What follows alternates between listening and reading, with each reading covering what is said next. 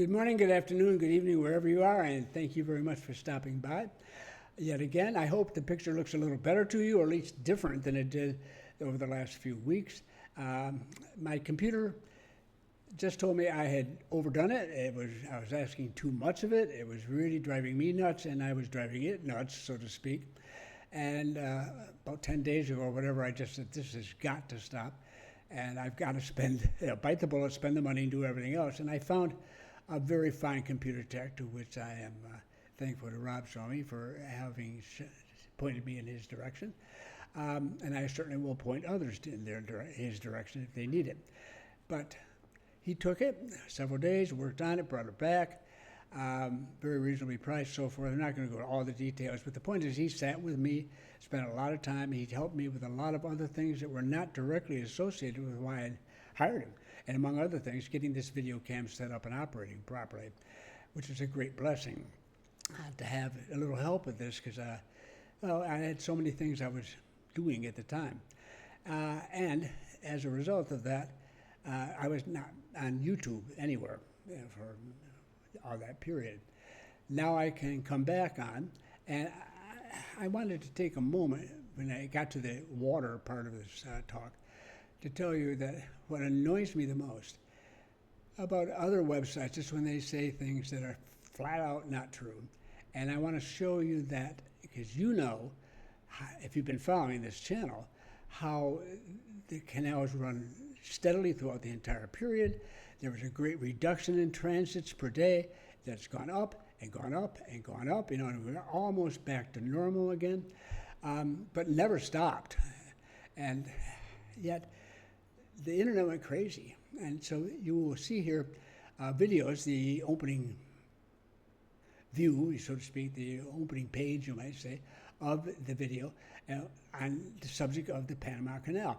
I'm not going to narrate it. I think they speak for themselves. There's a lot of AI art here because none of them could afford to show an actual picture of the canal itself today, right now, or when it was being written about. There's about 500,000 views shown in the first view. The next to last one I point out has 3.8 million views, and the final one you see will have 5.3 million views. And for many people, it's just that what they see when they come in. They don't even go through it very long. A minute or two, and then they're on their way, convinced that the Panama Canal is in terrible trouble. And so I want to share that with you. I won't narrate it, and I think you can figure it all out for yourself. If you want to stop the video at any point to take a closer look at one, you're not going to actually see the video, but you can see how many people have seen it and so forth. So let's do that now.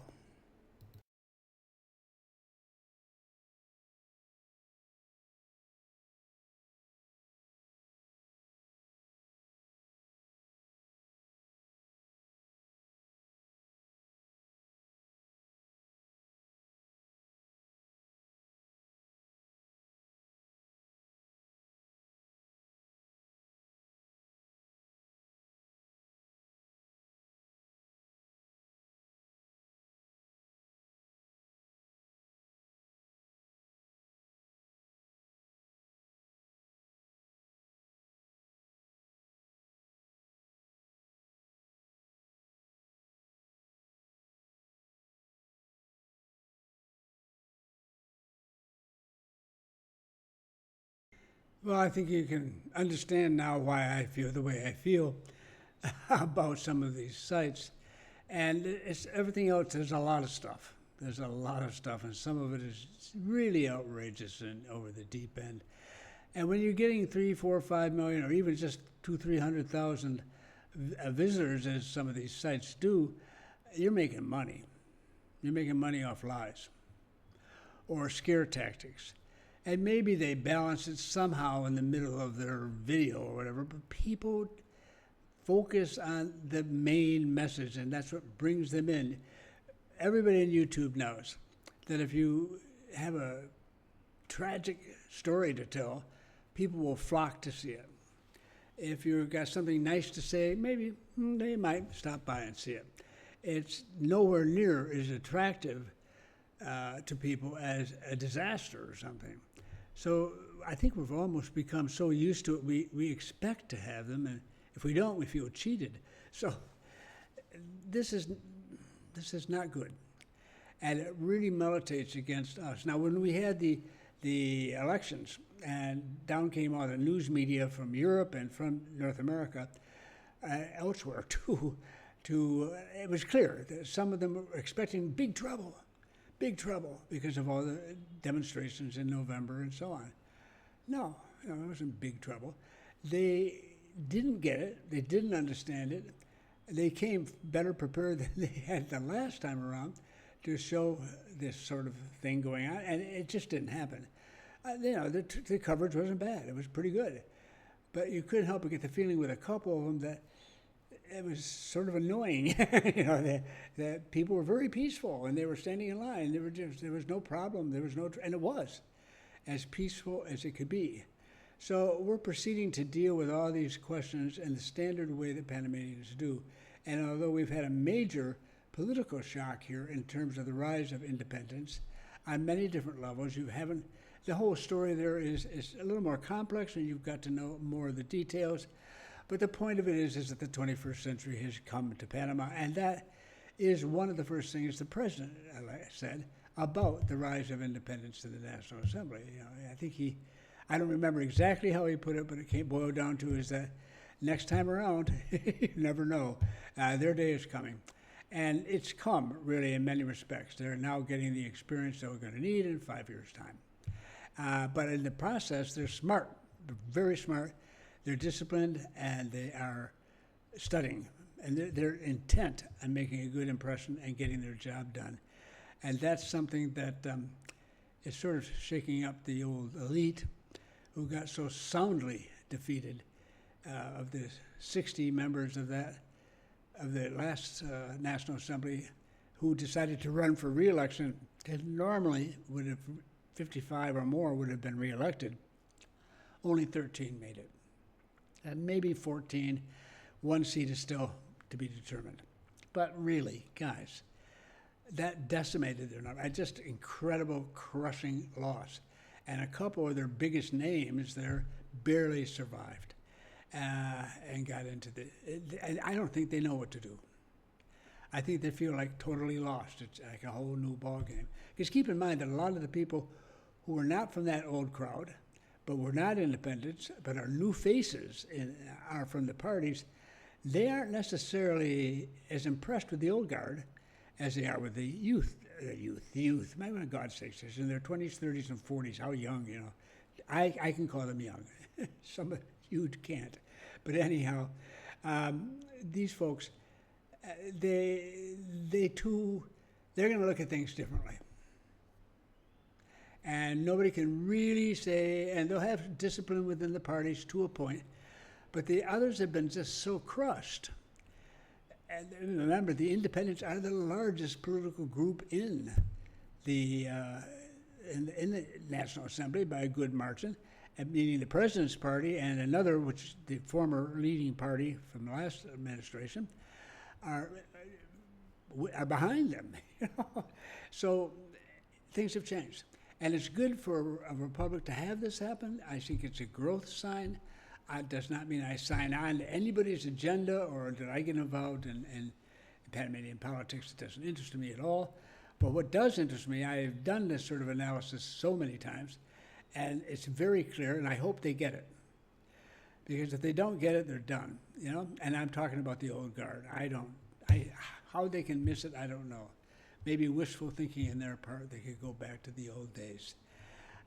They're more likely to pass away than the old days come back. So that is the way it is, and we are continuing to grow, and we have increasing tourism. We have a lot of people putting out really great video work, a lot of good sites out there now that are sponsored by expats from North America and Europe. Typically, they were Latin American. They would send people, the people who would go from country to country to country and report on each one. And the Latin Americans were saying, wow, Panama is the Dubai of Latin America. And that was cool. That brought us a lot of positive attention in Spanish-speaking areas. Now we have English-speaking sites, more of them, that are not just about somebody's personal experience and so forth, but are actually talking about the country. They're commercial sites, and they introduce you to this part of the country or to this city or to whatever. And you know, of course, that if they're highlighting a business, that business is giving them something for consideration. I mean, they paid for it, and that's no problem with me. I don't care. And you don't either, I suspect you would imagine that. And of course, the advertising, unlike the advertising YouTube forces on me, and they get the benefit from it, I don't. That advertising goes to them. Some of it to YouTube, but they get their share of it, and they're making a go of it. And I think they do very good work. Production values are high, far higher than what you see here, and are likely to see here. But what you see here is what you get. Okay, I have a whole different approach, and that's just it is. And I'm still the only one that really I think does that in quite this way. Anyhow, they have done us all a great favor by providing the eye candy, if you like, about bringing people in and getting them positive about Panama again, and giving them a reason to visit a site other than seeing a ship sunk in the mud of the Panama Canal. So I give my cheers to them. I salute them for the work that they do and their support of the country. This is about time that we had more like this. We have a lot like this. So more power to all of you, regardless of where you come from, elsewhere in Latin America or Europe or Asia or North America, wherever. Thank you all for your support. And for you who I do this for, and a guy named Bobby, hi Bobby, he wrote in my last video where I had fruits shown. I'm going to go back to that, and vegetables as he wanted, and seafood. And it's just a terrific amount of work. I've got over 200 photos that have been sent in by people who follow me here. And half of them probably from Ed Tennis, the great state of Missouri, who lives not far from me. He just loves taking photographs. He does a very good job of it too. But so do many others, and they have sent me so money. When I mentioned food, boom. I got stories and everything else. But I don't want to take an hour and a half to use it all. So I'm trying to find a good way to bring it across to you. But Bobby, don't worry. You got a great name. I feel like I'm obligated now to get this done for you, if not for no other reason. Thank you all anyhow for showing up again, and I look forward to seeing you once more in days to come.